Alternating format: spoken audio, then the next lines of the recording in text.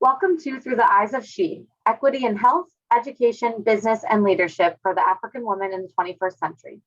Please utilize the chat feature to ask questions about the posters throughout. This session is being recorded.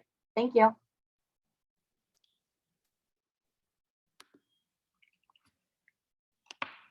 Good afternoon or good evening, everyone.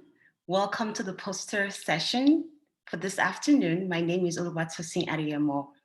I was born and raised in Ibadan, Oyo State, Nigeria, and I'm currently an assistant professor in the Department of Obstetrics, Gynecology, and Reproductive Sciences at Yale School of Medicine. And it's an honor and privilege to be moderating the poster session for the conference today. We have an excellent lineup of poster presentations and presenters that we will be learning from and discussing with today. With regard to the format for today's session, we will play the video presentation recorded by our presenters. And after each presentation, we're going to have a 3 to 4 minute time for discussions, question and answer. Please feel free to post your questions in the chat box so that we can engage our speakers. And looking forward to learning from everybody this afternoon. Our first presentation and speaker is Dr. Alero Roberts. Dr. Alero Roberts is a senior lecturer in public health at the University College of Medicine, University of Lagos. And University of Lagos is a leading teaching hospital in Nigeria.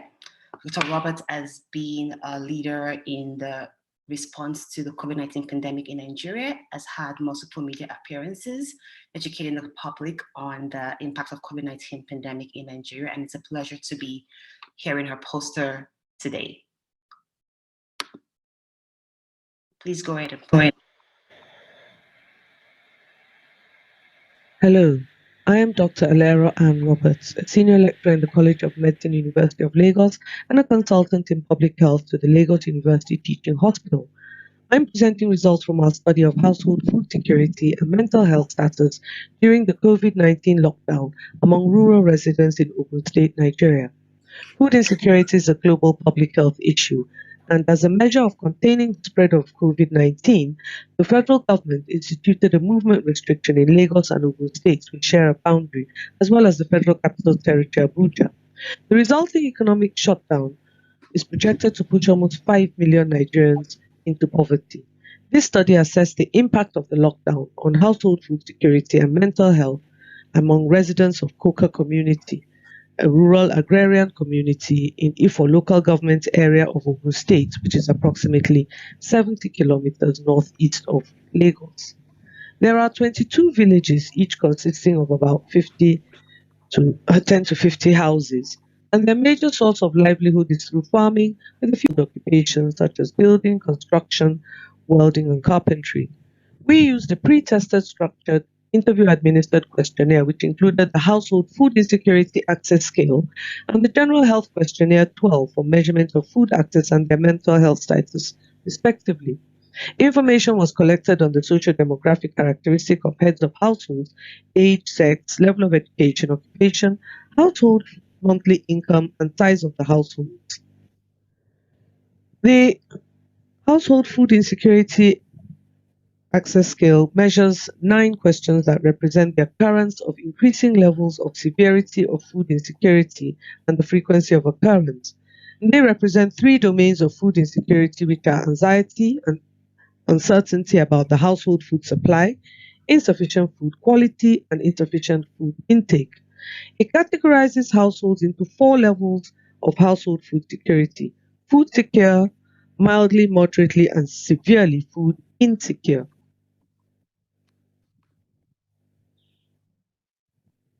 The 12-item general health questionnaire was used to assess the mental health status of the residents. We used the bimodal scale with a maximum score of 12, and a score of 3 or more was used as indicative of mental health distress. 430 households were studied. The mean age of the heads of households was 42.9 plus or minus 15.5 years. More males than females were sampled. Respondents were 72.8% household heads, 74.9% married, 60.2% Christians, and 53.9% had at least secondary school education. 30.7% of them were engaged in manual skilled occupations, and the mean number of persons per household was 5.2 plus or minus 5.6. Over half the household heads earned above 20,000 naira a month.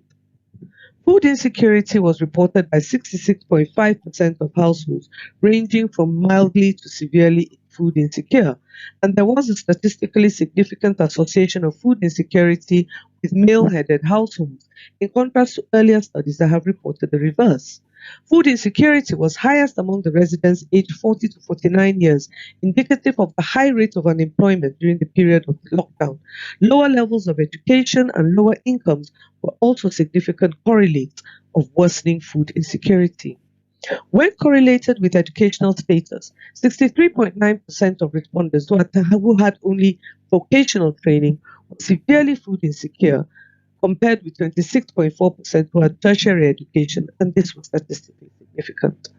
More than two-thirds of the residents of Coca community who were earning between 10 and 20,000 naira were more severely food insecure compared to 42.2% of those earning less than 10,000 naira. This seeming incongruity can be attributed to the fact that those directly engaged in farming may have earned less money but had better access to food. Although not shown, food security was also associated with being engaged in manual skilled labor as opposed to being a professional, living in rented accommodation, and not having health insurance. Mental health distress was higher compared to previous studies in Nigeria and was also significantly associated with worsening food insecurity. And this can be attributed to attendant psychological stressors such as the depreciation of food stock, loss of livelihood, increase in prices of food, high burden due to large family size, suddenly very low incomes and income generating capacity, as well as the absence of any structured government led welfare strategy. This study has some limitations in that the income status of the households could not be independently verified. Lastly, due to embarrassment, the respondents may have been a bit reluctant or did not respond genuinely to the deprivation they experienced during the lockdown period. The results from this study underscore the need to continually generate homegrown data to inform the formulation and implementation of policies and strategies to address the emerging risks of epidemics and pandemics. There have been unintended consequences from adopting strategies used in different sociocultural contexts, and we need to reassess the usefulness of movement restrictions in rural agrarian communities. Thank you for your attention. I'm happy to answer any question. Thank you for that, Dr. Roberts. So we're going to have Dr. Roberts up so we can have a question and answer session. And like I mentioned earlier, please feel free to place your questions in the chat. I'll get started while we wait for questions. Dr. Roberts, thank you for sharing your astounding findings, in particular the fact that in your study you found the prevalence of food insecurity to be about 66%, which is actually pretty staggering given that it was also done in an agrarian community like you mentioned. Do you have data on how this compares to pre-pandemic times? Yes, we do have data of pre-pandemic times when, food insecurity, particularly moderately to severely food insecure, was ranging between 20 and 40%. So this, 66% was actually quite staggering. We found it quite staggering. And we do intend to repeat that study now and see whether, it was an aberration because of the lockdown or whether it's an indication of things to come. Thank you. While still waiting for more questions, I'll pose another question. So you mentioned that the women in your study actually had better mental health status than the men. And so can you comment on what factors then contributed to that? Well, what we did find was that traditionally what literature has reported is that female-headed households tend to be less food secure than male-headed households. And of course, anybody living in a patriarchal society can relate to that. But this time it was the reverse that was the case. The female-headed households were actually more food secure than the male-headed households. And what we thought was that a lot of the men had suddenly lost income, suddenly lost jobs, and really didn't know what to do about, making sure that there was access to food, both availability and acceptability. So it is a strange finding, and nothing in literature that I found, supported this, but this is what we did find, that the female-headed households, who are more likely to be small-scale farmers, subsistence farmers, growing, kitchen garden farmers, as I would like to say, and they were probably able to access food better. Thank you. We have 2 questions in the chat. The first is, getting data in Nigeria is a massive challenge. Can you discuss the challenges you faced and what can be done to improve the situation? You're right. A lot of this research that we do is self-funded. There are not as many research grants to do these, what we call knowledge, attitude, practice studies, cross-sectional studies. So that's a lot of times that's what that's what we do. So there are the challenges of having to, what I would love to do is to have some big data studies to look at, say, the whole of Ogun State, or to look at many more communities than just Coca. So access to research grants, it's coming, but it needs to come a little faster. And we do need to encourage younger, early career researchers to publish their data, because a lot of them do this work as part of their undergraduate thesis or their master's thesis, and they just don't see the value of what they're doing, so they're not encouraged to publish. Of course, with the APC fees that we get, article publishing charges that we get, it's very hard to, publish an article and pay something like 1,700 euros to get it into an open access journal. So these are things that do need to be addressed. Thank you. One last question, because we are almost out of time. You just answered this real quickly. Have you seen any recent signs of recovery? And this is from participants. And are there any trends suggesting that people's attitudes towards work has changed for the better? Simple answer, no. Okay. All right. Well, we're out of time, and we hope that we can engage in this discussion in future times. Absolutely. Thank you so much, Dr. Roberts. We're going to move on to our next poster. And this is from Aliyah Ibrahim. She's going to be discussing with us on the perspectives on health equity, belonging as a social determinant of health.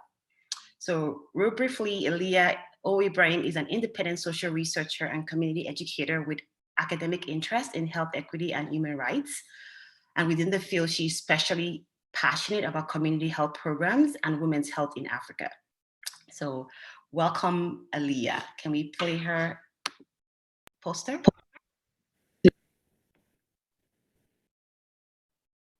When I graduated college, I had a big question. What is health equity? I had this question because even after all my classes at Yale, I felt that health equity, the ideal, had not been clarified for me within my perspective as a Black African person. I wanted to know, what does health equity mean for Black Africans, for whom, when we evaluate some of the major principles of equity, such as socioeconomic justice, we observe a margin between health equity, the reality, and health equity, the ideal. I inquired, what is health equity within context in which many principles of equity itself are currently subverted? To start answering my question, I took up a research fellowship in Uganda where I worked with mental health service providers. I was particularly interested in the narrations of mental health service provision because if we look at the landscape of health in Africa, mental health is one of the most under-accessed, under-resourced, and under-addressed aspect of health for Africans. In Uganda, 2 accounts of mental health service provision really stood out to me and helped provide some early answers to my questions of health equity from the perspective of Black Africans. The first account is about how mental health care workers navigate resource-limited settings to provide new or alternative mental health structure for service users. For example, Edith, a social worker, would travel miles to find living, able, and welcoming family members for institutionalized mental health patients, making sure to evaluate the capacities of care that these family members can provide. The second account is about how mental health care workers collaborate with each other and any surrounding communal structure to provide or to secure rather sustainable mental health plans and resources for service users. For example, Edith again, a social worker, will work alongside Innocent, a psychiatric nurse, to determine which social environments are best for integrating institutionalized mental health patients, and also what resources are needed to make such environments sustainable in the long term. In both of these accounts of mental health care, mental health workers labor to provide mental health services alongside what I call the broken paragraphs of care. By that, I mean many of the people who need the services that mental health care workers provide are people who have faced collisions, pauses, and divides within their mental health journey. These are people whose health conditions have further deteriorated their social determinants of health. Many have almost no incomes, family relationships are mired in conflict, accessing education is not a robust option, and living environments are poor. In such extreme conditions, accounts of actions of mental health workers start to take on meaning. Health workers' value-driven maneuvering within these broken paragraphs of care suggest a dimension to the social determinants of health where forging identities, making attachments, and building partnerships define a politics of belonging. Within the actions of mental health workers to sufficiently provide services to mental health patients, we observe a political intent for the service user to belong to society even through limited access to the determinants of health. This conclusion brings us to an alternative beginning for health equity in Africa, especially through mental health equity, where we become interested in not just addressing the social determinants of health as in poverty, climate change, education, and social capital, among others, but also social determinants as the political movements that health actors have to participate in to ensure that patients belong within healthy societies.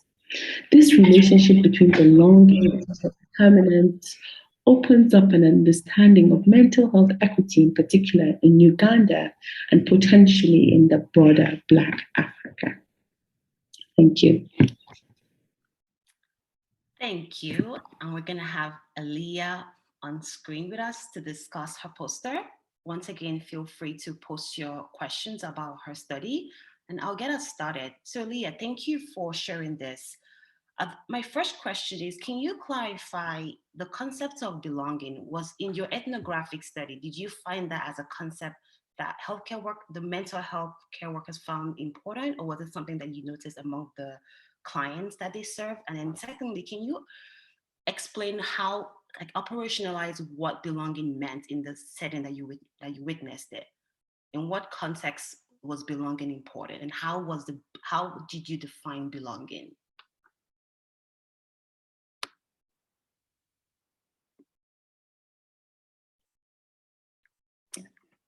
Hi. So you're asking about how I thought about belonging. I didn't really think about sort of getting to it. I was interested generally in just first and foremost observing the narration, observing mental health service provision. So how is mental health service provided?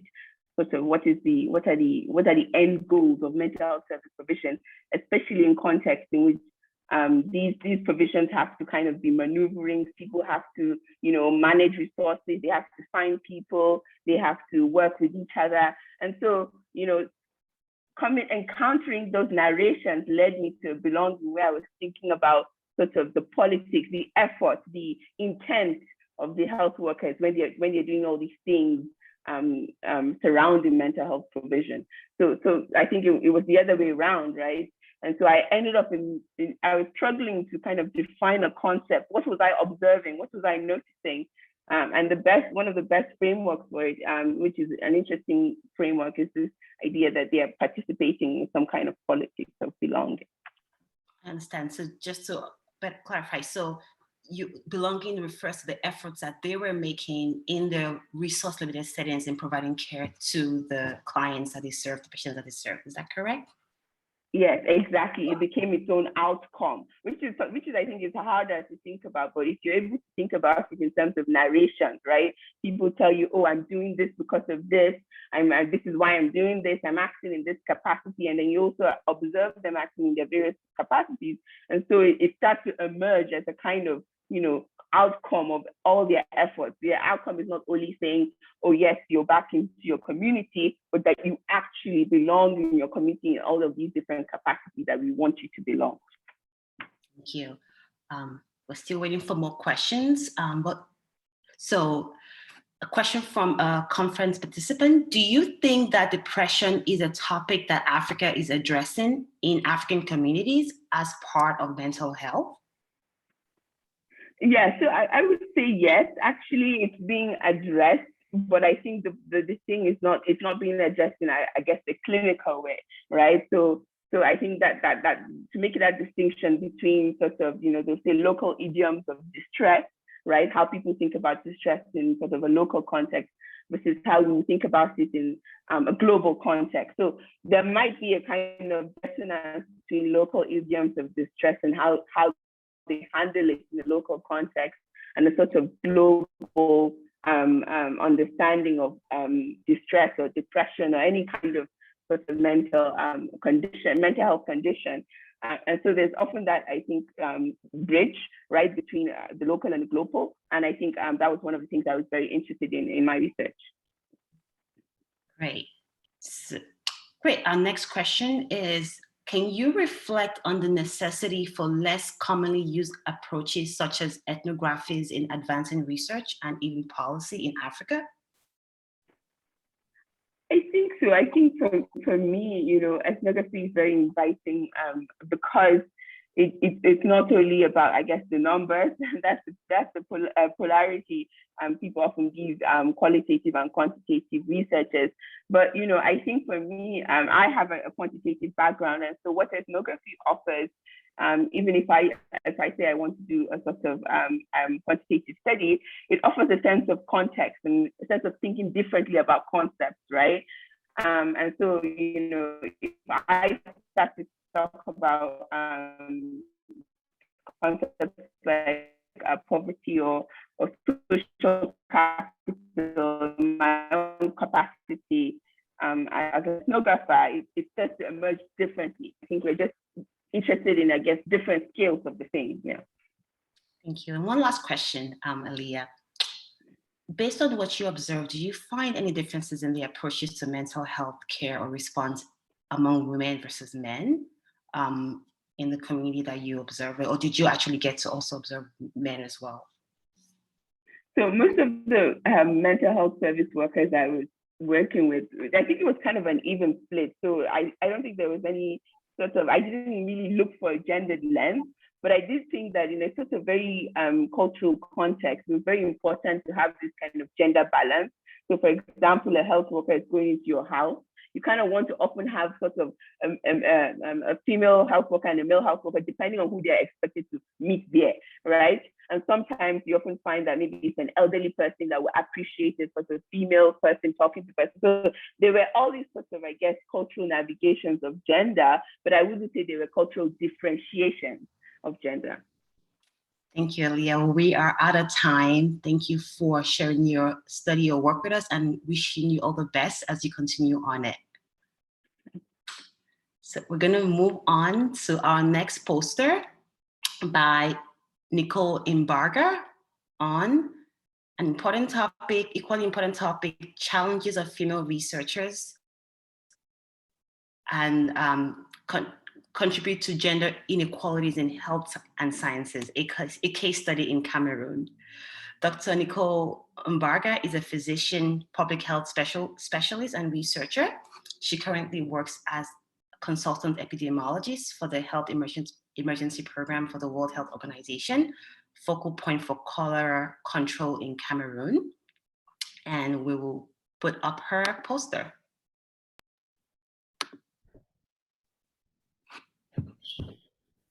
Hi, everyone. I am Nicole Fudambaria. I'm a medical doctor and a public health specialist. I am a Cameroonian. I live in Cameroon in Africa.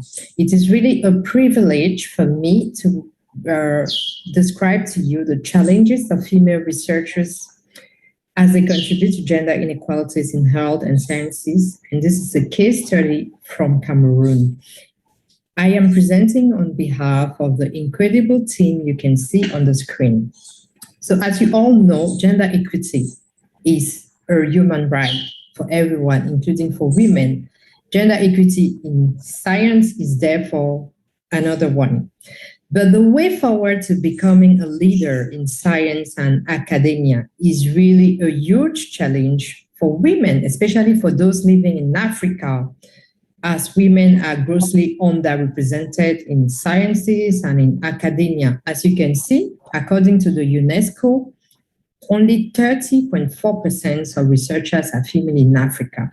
It is even worse in Cameroon, where only 21.8% of researchers are females. It is therefore obvious that women face challenges that hinder their growth. This study sought to describe these challenges and local solutions that are unique to Cameroonian women in health, thereby producing evidence to advance gender equality for African women in STEM. So we used a mixed method study conducted over a period of 1 year from January to December 2020. So we included Cameroonian female researchers in health identified through targeted networks of females in global health, such as the Higher Women Network, Women in Global Health in Cameroon, and so on. Data was collected through an online Google questionnaire for the quantitative methodology. Challenges of female researchers were grouped into 3, as identified through previous literature. There were socioeconomic, environmental, and organizational challenges. Opportunities for growth were also assessed. Data was analyzed using SPSS 2.0 software package. For the qualitative methods, we conducted a focus group discussion with 5 key informants at various professional levels of their career. We performed a content analysis, and interview transcripts were reviewed to determine content relating to barriers to career growth and also opportunities. Ladies and gentlemen, here are our results. So we included 124 participants. Most of them were aged between 25 and 35 years, that is 62%. They were Christians for the majority, 96%. The majority also came from 1 region in Cameroon on 10 regions. That was the West region, 64%. They had at least a master's degree, 45%. Regarding socioeconomic challenges, they were linked to the culture that really assigns a predefined status to women. Women tend to spend twice more time on household chores. Women have difficulties in affording a career break. At least half of the participants reported that. And this is because leave is not paid for the majority, 68%. There is sometimes no maternity leave option, or they fear losing their job. Regarding organizational challenges, women suffer from sexual harassment, indecent proposals, and consequences of refusal to these proposals. Regarding environmental challenges, there were really significant difficulties for women to obtain a travel grant. In the African context, women tend to have part-time job as they have to take care of the family.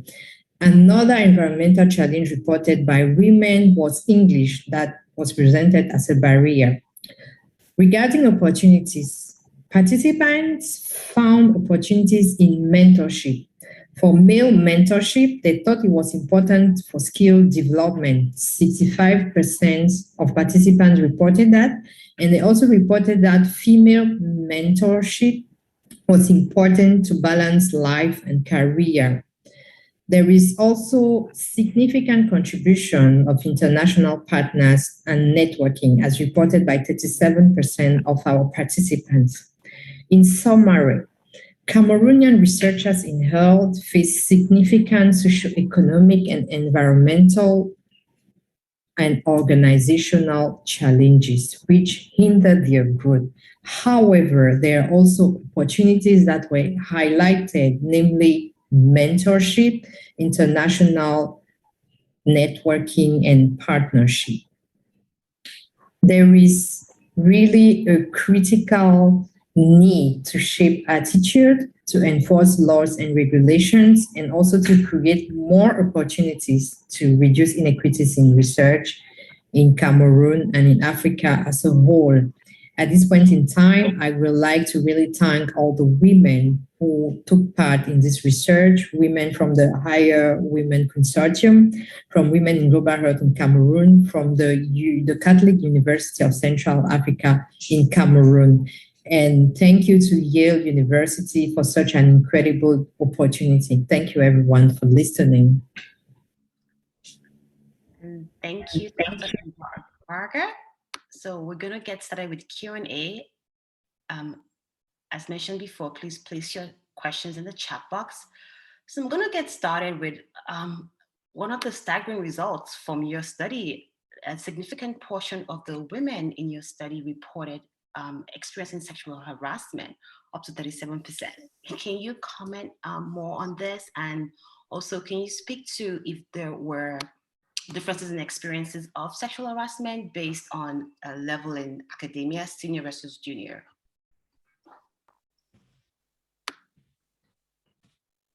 Thank you very much for the question. It's really a pleasure for me to be here today. So if I understood your question well, you'd like to know if there is a difference into sexual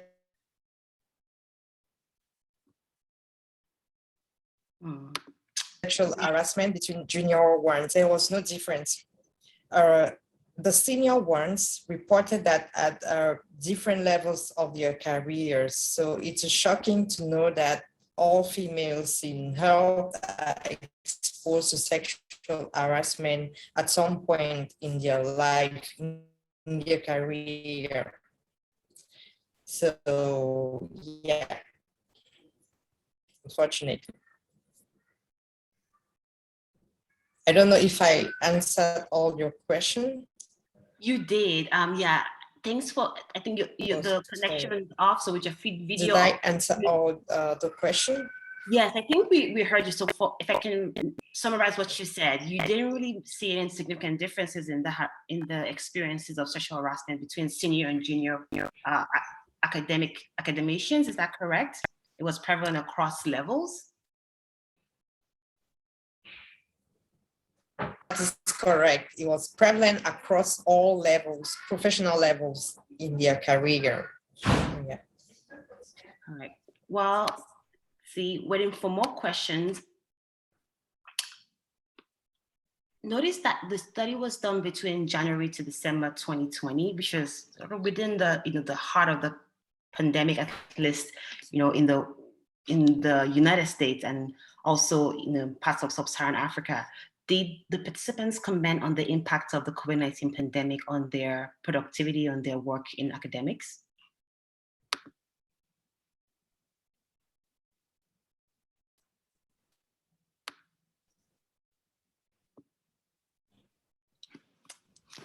Dr. Mbarga, we cannot hear you.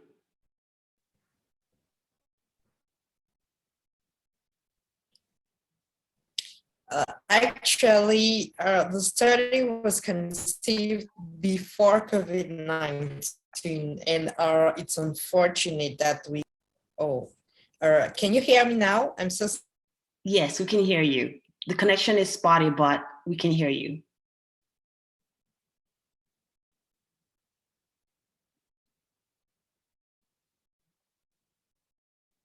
All right. Looks like we lost Dr. Mbarga, and unfortunately we cannot get to ask her questions, but obviously she raises, her study raises important issues that are still, actually they are worldwide, issues of sexual harassment, challenges that women face in the workforce is not unique to Africa alone. It's actually across the world, and even in the United States and in Western countries. But definitely, the study shows that there is more that needs to be done in Africa to address this challenge, particularly as it relates to the unique context of Africa. We're going to move on to our next speaker, Veronica Waweru, who's going to be talking to us about skin bleaching in Kenyan women, the long-reaching effects of pseudo-Darwinian evolutionary science and colonialism. Veronica is an archaeological anthropologist who studies human origins in East Africa. Her work centers on prehistoric behavioral and technological adaptations spanning the last 500,000 years at the Kenya Highlands, Turkana Basin, and the Athi-Kapiti Plains. Dr. Waweru also works with rural communities in Kenya to understand how they perceive human evolution science and consume the products of prehistory research carried out in the country. We're going to put up the poster by Veronica. Hi everyone, my name is Veronica Waweru, and today I'm going to be talking about skin bleaching in African women and the long-reaching effects of pseudo-Darwinian science and colonialism. Skin bleaching is a now common beauty practice across Africa. Worldwide, it's worth approximately $4.8 billion. It is, however, a harmful practice, particularly for poorer women in Africa who do not know that the unregulated beauty products they use contain harmful ingredients. I explore here the misuse of Darwinian evolutionary science as a key cause of African women's complicated relationship with their skin, especially its perception as a pathology that needs to be treated or corrected. Darker skin tones in the world correlate closely to the amount of UVB radiation received. Higher UVB radiation leads to a population with darker skin tones and vice versa. And skin tone, therefore, is closely correlated to latitude. However, migration and colonialism have brought together people of different skin tones.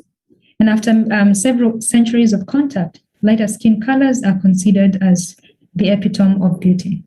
In the colonial and post-colonial periods, darker skinned people were sold products to make them lighter skinned and look like the colonizing Caucasians.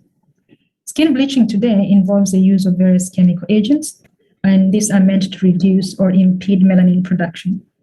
Both men and women give different reasons for bleaching their skin, and these reasons include to appear beautiful, to appear more like a white person, to appear modern, to feel clean, to make it easier to find a job or a spouse, and others simply call it a personal preference. Our appetite as Africans for lighter skin goes beyond just pigment. We're trying to distance ourselves from comparisons to apes and monkeys. And so this presentation explores the corruption of Darwinian science, in which humans were ranked as different biological groups, with Africans placed closer to apes, hence the persistent ape insult that is still in use today. Bleaching is therefore a deeper quest to fit into a Western ideal of not just beauty, but of value as human beings. In the post-colony, the effects of scientific racism and colonial practice have transformed into what many women today in Africa consider personal choice, that is skin bleaching. Men, too, have begun to see lighter-skinned females as more suitable spouses, and skin color has become social capital for many women. Many Black people have also internalized the idea that dark skin is not good or beautiful or desirable. It was instead a pathology. And this phenomenon is called colorism, and it has to a great extent sustained and fueled skin bleaching. So in the post-colony, skin bleaching is also increasing, partly due to social media, where marketing of products and mass consumption of images happens. Yet this increase has not happened in tandem with an awareness of the serious side effects of unregulated ingredients in bleaching products. Some of these products contain toxic components, such as mercury. They also contain steroids, hydroquinone in very high levels, and various acids. This can harm the central nervous system. They can harm the heart, lungs, and kidneys. They also cause other symptoms such as hyperpigmentation, thickening of the skin, headaches, and irritability. When skin has been bleached and one lives near the equator, then they don't have protection from UVB radiation, and sometimes that can give them cancer. So the larger picture here is one where we have challenges, particularly because most women continue to use these harmful products to get the desired effects. And for them to continue getting these desired effects, they have to continue using these products for extended periods of time. So this has led to a not very well documented effect on the health of sub-Saharan African women. And the challenge now is how to incorporate stakeholders to address this problem without stigmatizing the consumers of skin bleaching products. Thank you. Thank you, Veronica. So we have a question in the chat. And the question is, can you share a bit on the origin of your story and training, and also share a bit about funding for your study? You have a unique interest and research path that some of our audiences would love to hear about.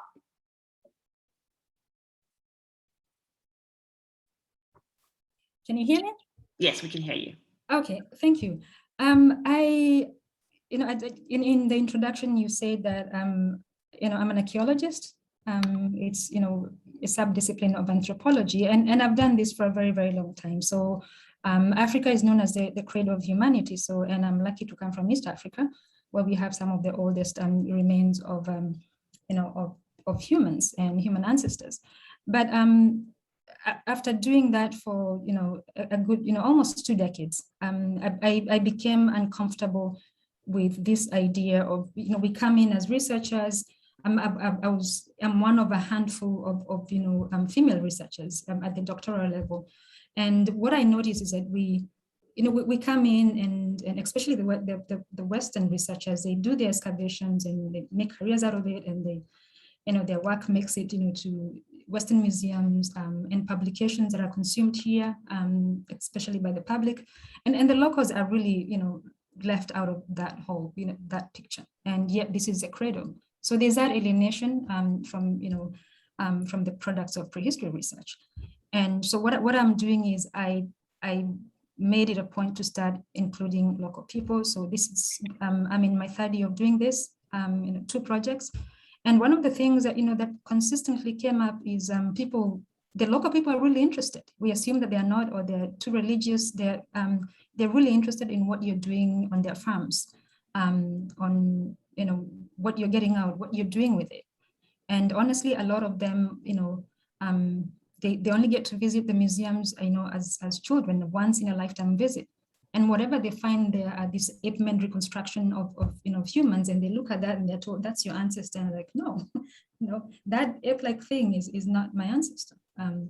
So yeah, I'm involving the local community. And one of the questions that persistently came up is, so all people came from Africa? And I would say yes. And then what happened to their skin? Why did it change?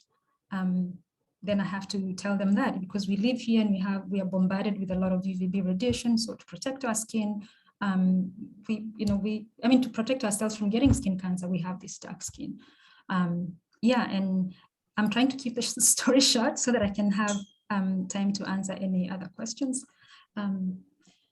That's my story. Thank you so much for that. And it's it's inspiring to know that your efforts are working to include the people living in the communities in the work that you are doing.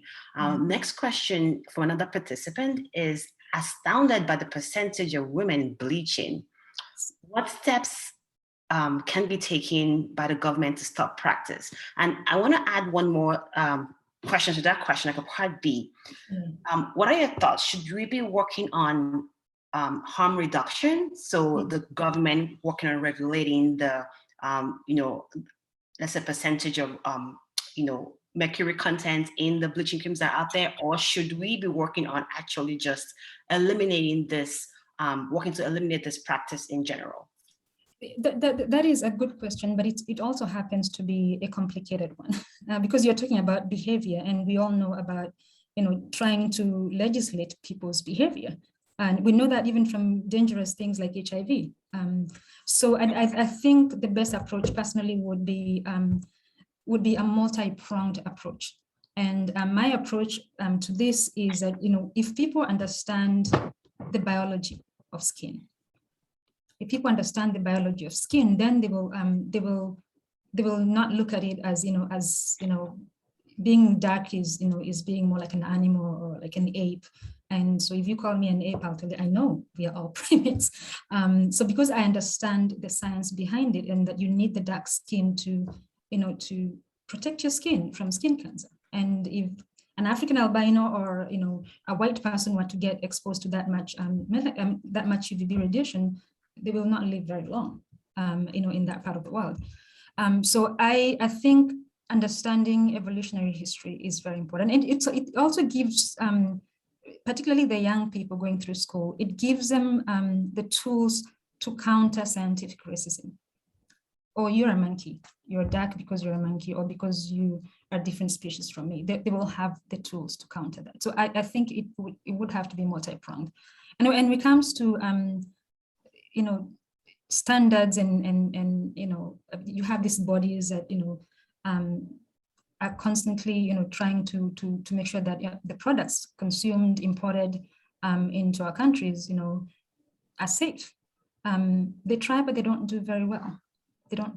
And it's a constant moving target, because people are finding ways to get in those products, and when they can't get in those products, they start mixing things. I know in Kenya, in downtown Nairobi, a place called River Road, they're always mixing very interesting things that would horrify you. But there's also the other high-end, kind of skin bleaching, which is much safer.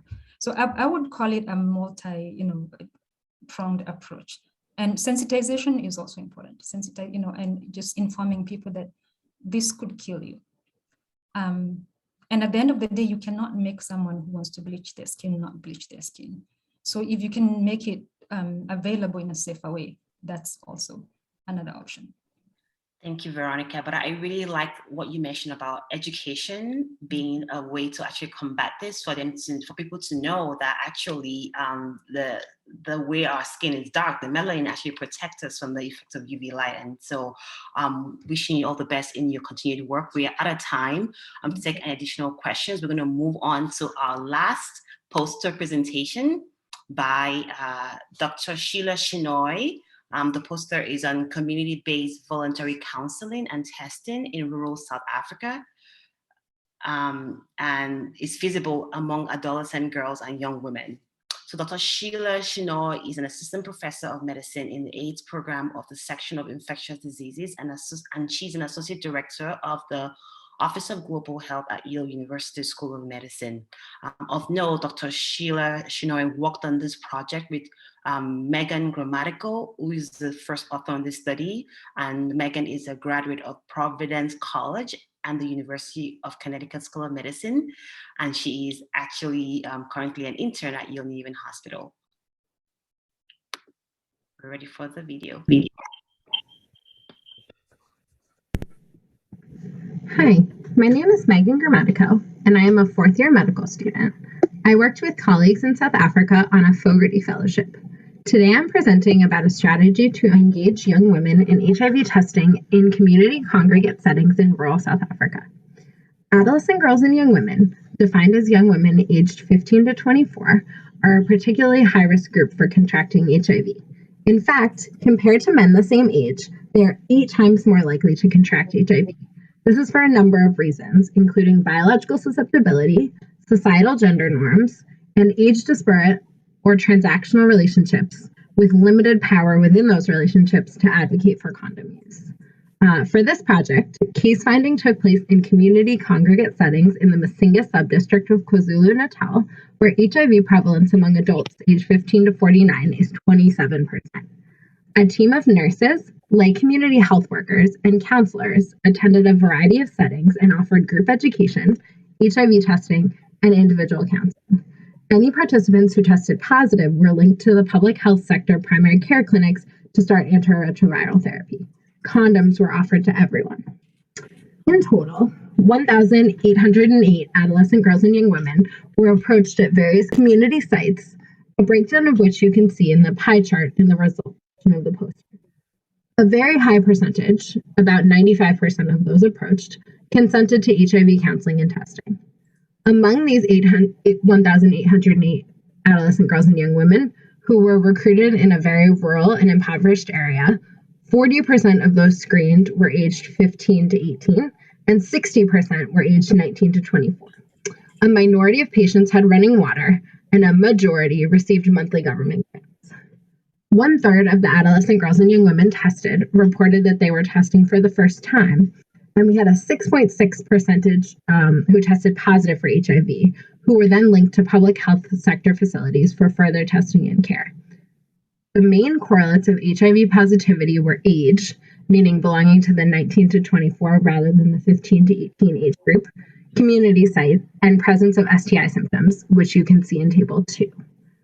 In conclusion, our study found that the adolescent girls and young women accept testing at non-clinical facilities and by non-clinical staff. Given the extremely high prevalence of HIV in this area, it seems that age and STI symptoms are the main indicators that are useful for testing. In terms of next steps, there's been a sustained effort in sub-Saharan Africa to identify adolescent girls and young women who are at particular risk of acquiring HIV in order to offer them pre-exposure prophylaxis, PrEP. But studies to assess surrogates for high HIV risk in this group have not been very successful. The WHO has recommended that PrEP be targeted specifically to persons who are at a substantial risk of HIV, defined as an incidence of at least 3%. Since age may be the only useful indicator for testing, the ability to engage young women in community-based settings, which is what we did for our project, is particularly important. Thank you. And we have Dr. Sheila Chinor, who will be answering questions for the team.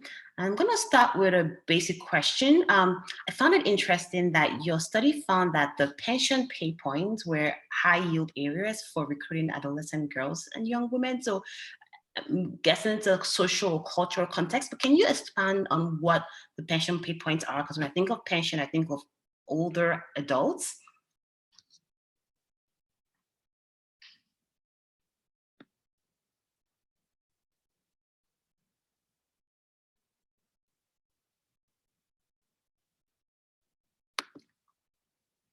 Do we have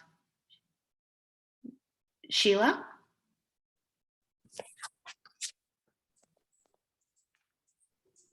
Hello. Hello. Did you hear the question? No, could you repeat it? I'm sorry for the connection. No problem. I'll be happy to. So thank you to you and your team for sharing your study with us today. The first question was, I found it interesting that the pension pay points was a high yield location to recruit adolescent girls and young women. But when I think of pension, I think of older adults. So can you share the cultural and social context of that? Thank you for the question. So the congregate settings represent our touch points for a wide variety of people, and that includes the pension pay points. People can get social grants from the government for a variety of reasons, including pensions, old age pensions, including disability grants, including child grants, including all sorts of different categories. And so we also, the way these sites work is that one day there's only a tuck shop there in a field. And then the next day when these trucks come to dispense the social grants to people, this is often their monthly livelihood that they're receiving. And so there's a number of merchants also present in order to sell people their monthly supplies. So this is the location where we are offering counseling, testing, and educational services. But again, there's people there for a variety of reasons. So the adolescent girls, young women may not be getting a grant themselves, but they may be there shopping, for example. We're not able to ascertain exactly the reason for their presence at this event. Got it. So sort of like a marketplace in a way. Yes. Great. It can be. So let's see if there's any question in the chat while waiting for more questions. So did you have issues with loss to follow up, or how did you follow up? Because I would imagine that from your study, you did connect the women who tested positive to counseling and management. So did you have issues with loss of follow up with that? So that's a good question. So we did connect people to services at the clinic if they were HIV positive to start treatment. But beyond that, we did not have the resources in this particular study to do any subsequent follow-up. So whether or not they stayed on treatment or dropped out of care for any reasons, we can't ascertain with this particular data. Okay, was there a warm handoff, like where definitely they did get connected, or were they given the information to then seek care themselves? Yes, so we did a large part of this effort was education, education about testing, education about the illness, education about the appropriate treatment and where treatment was available. And for everyone that was found to be living with HIV, we were able to connect them with a clinic. And in most cases, physically escorted them there, honestly. But then beyond that, where treatment is available at every single primary care clinic, we were able to hand them over to the clinic directly. So it's just the one handoff. Great, thank you. Another question, a question in the chat. How was confidentiality maintained for those who were seeking out testing, or was it? Assuming some concern over stigma if it was clear that they were seeking out testing? So we actually, part of that.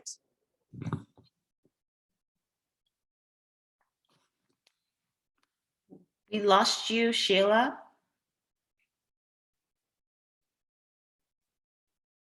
Medical. Your line is breaking, Sheila. Can you turn off the video? HIV,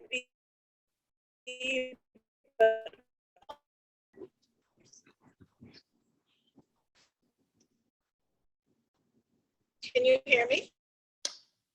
You can keep talking and I will confirm if we can still hear you.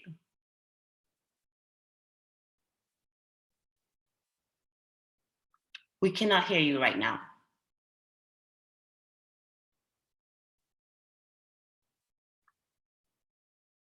All right. Looks like Sheila dropped off, but thank you to Sheila and all our panelists for their posters and also for having the Q&A discussions with us, and also for the people who posted questions in the chat.